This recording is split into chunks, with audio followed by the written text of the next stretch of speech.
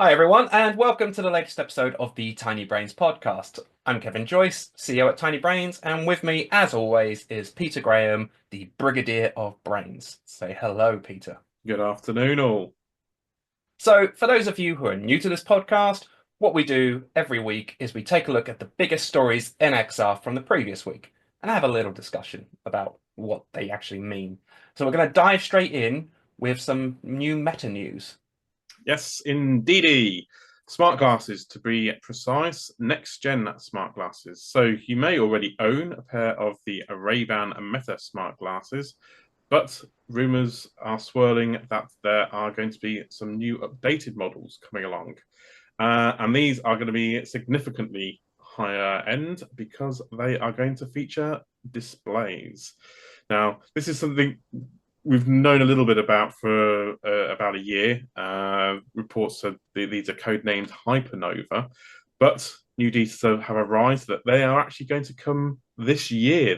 They're set to arrive in 2025 with these little displays, almost a bit like Google Glass, if you remember those, alongside the Meta wrist-worn controller, should I say. So you get all your little haptic controls like pinching and moving with your finger, but it's all wrist based. How much you ask? Well, for a cool, estimations are at the moment that it's going to be at least $1,000, if not going up to $1,400 for these smart glasses. So that's a little bit, a little bit of a sting just to stick in a display. But again, these are not AR. So if anyone says, "Oh, AR glasses," no, these are still smart glasses, but you'll get a little display which will then showcase various information, little bits and pieces. Yes, that's the one thing that I was going to pick up on there. These are not AR an AR device. You're not going to have um, digital objects interlaid over the real world. It is essentially a mirroring screen from your You're going phone or to be able to see photos and apps, that sort of thing. yeah. Yeah. Also, to be clear, this is not Orion. No. Everyone talking about Orion coming this year, you are wrong. This is not Orion. But yeah, I mean, apparently, from my recent escapades to the US, the Meta Ray-Ban glasses are apparently selling really well. I don't know about here in Europe, but yeah, apparently they're doing numbers in the US. Yeah, I've heard the same thing. That they're one of the best sellers in Ray-Ban stores. Their glasses are packed full of features. You can play music, you can take photos on them, you can call people, and all the rest of it. You've got AI functionality built in there. And whilst that was originally in the US, I think it has now expanded to the UK as well, as far as I'm aware. Tell me if I'm wrong, Kev. And these new Hypernova glasses are going to feature all that stuff, but with a display as well, so, which sounds kind of cool. Whether it's as successful as Google Glass is, well, hopefully not. Hopefully the Ray-Ban marketing will push these to. You would hope. You would Yeah, hope. additionally, though, the rumor was swirling that whilst these will be whatever comes out possibly later this year will be the first gen. Meta are already working on a second gen, Hypernova 2, supposedly, which are going to arrive maybe in about 2027. So, Well, don't blame them, right? If this stuff's selling, yeah, why wouldn't they be working on multiple exactly. generations? Usually, like a 2 year window for these things is about right, generally speaking.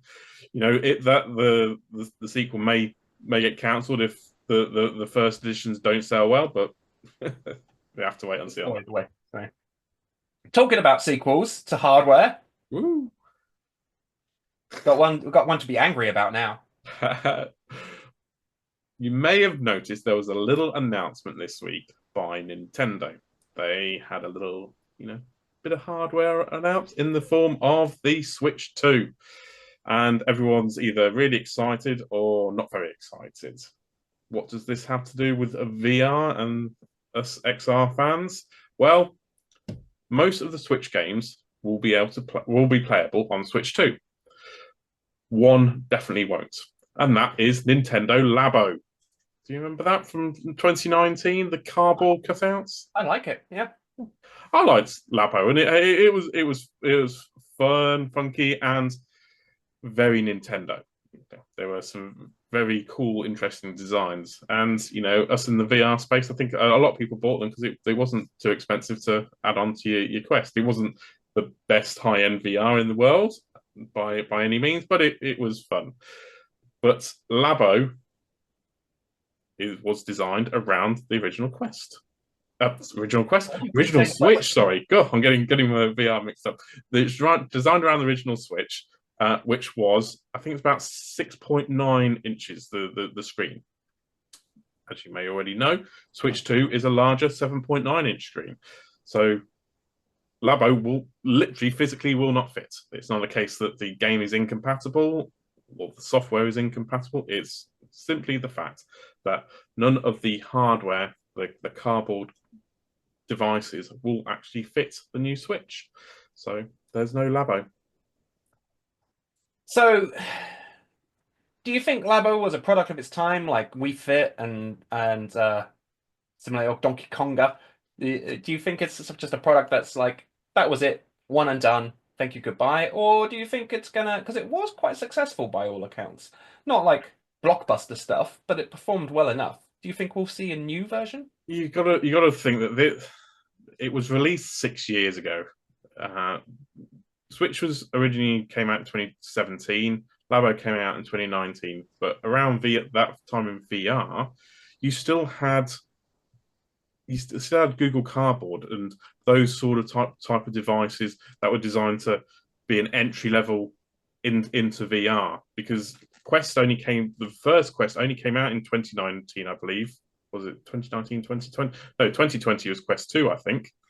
And at that sort of time, they were still experimenting with VR, and I think because of devices like Google Cardboard, Labo made sense. I'm not too sure if it makes as much sense nowadays, because would you spend almost $500 on a Switch 2 and then buy a cardboard accessory for what could be, with Nintendo's new pricing, as a lot of people have seen with their games, could easily hit 100, if not over $100 for. I don't think it's wise for us to talk about pricing of the Switch at this point. This is going to become a political debate rather than a tech debate. So, but yes, I'm not too sure that this is now an era where we could see a new Labo, to be honest. It's a shame. It's a shame. Come on, Nintendo, give us some VR. I've still got my Virtual Boy. Okay, so moving on, we do have some actual VR hardware still. Yes, exactly. Good old Pimax. The Pimax Crystal Super, which again we've spoken on this podcast numerous times about. Pimax has a habit of maybe delaying things, overselling stuff, and then things get pushed back and all the rest of it. Thankfully, though, those that are looking forward to their new Crystal Super don't have much longer to wait. Much longer to wait anyway, because production has already begun. They've announced, and deliveries, if you've pre-ordered, will begin on the 7th of April, which is today. Maybe you'll get yours tomorrow. Who knows? I don't think I'll be getting mine tomorrow. You will get yours tomorrow? No. Well, these are expensive devices. As we've previously said, they announced Pimax Prime to make it a bit more affordable to get them, but the Super is still $1,700. It has gone down in price. It was $1,800. So they have knocked a little bit off before launch, which is nice, but it's still a $1,700 PC VR headset. Now, if you're after PC VR and you don't want to go down the Quest route, you don't want to stay away from Meta, then Pimax is a good, it's a good brand to go for. I like Pimax's headsets. So yeah, hit me up, Pimax. More than happy to give it a go. Exactly. Well, you're not going to buy a Valve Index anymore, are you? So. Not at this point in time. Waiting for that deck card, like everybody else. But yeah, it's got to be 2025. Come on, Valve. Sure. Yeah. Bring out the Christmas surprise. Yeah, Decade bundled with Half-Life free, right? Team Fortress free, Left 4 Dead free. Yeah, let's crack it all on. Half-Life Alyx 2. Yeah. The Orange Edition. Okay, so we're going to wrap up with some gaming news, as we always do, and this one's a nice little surprise. At least I found it surprising. It's a game we talked about previously on this podcast, and now it has a date, and it's soon. Yeah, that's it. Sid Meier's Civilization 7 VR. It's a bit of a mouthful. Yeah. But it is coming to MetaQuest 3 and MetaQuest 3S on the 10th of April. Yeah, so only a few days away. Not far. So, please, to the god of VR, make this good. I really want this game to be good. Well, you all want it to be good because it's not cheap. It's not a cheap game. This is $60 for for this VR game, which I think it's about the most expensive VR game I've ever heard of. Realistically, for on MetaQuest store, I don't know. I'm not talking about on Steam or anything, but $60, 50 pounds. That's a not insignificant chunk of change for a VR game. It is a full-priced release. Yeah. So please make this good. This has the chance to attract a lot of people to VR who maybe haven't considered VR before, if it's good. If it's not good, everyone's just going to ignore it. So, yeah, please be good. Please be good. Please be worth the money. Please find that audience for us, because there's tons of good strategy games in VR. Just need something of a brand to kick off that genre. And this should hopefully be it. Hopefully. Anyway, that's all we've got time for this week. Thank you very much for joining us. If you've got any topics you'd like discussed on this podcast, please let us know. You can reach out to us in a bazillion different places. And if you're playing Civilization this week and you think it's great, let us know. If you think it's bad, also let us know. But let us know why. Thank you all for watching. We'll see you next time.